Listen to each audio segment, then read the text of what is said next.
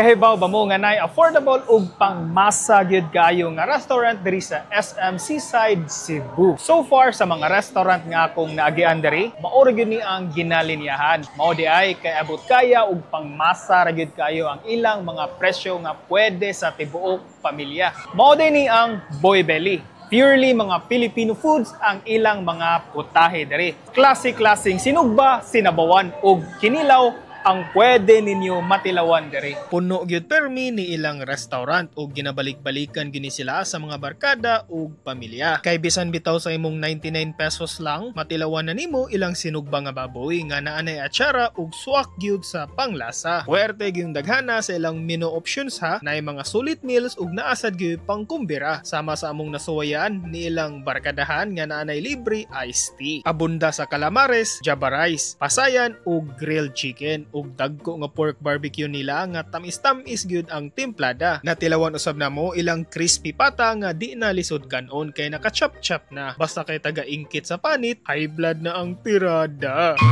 Nindot na gyud laagan ang SM Seaside karong summer. Samot pa ilang sky park kay malingaw gyud ang tibuok pamilya. Samot pa ang mga bata, sakto kayo kay naara sad gyud duol sa sky park ang ilang restaurant. Perfect sad kay sa kainit ni ilang halo-halo nga traditional kayo ang mga sagol ug dugmok pa gyud kayo ilang ice nga gamit ha. Unya i-try niya ni ninyo kay sa Boy Belly, happy ta dire.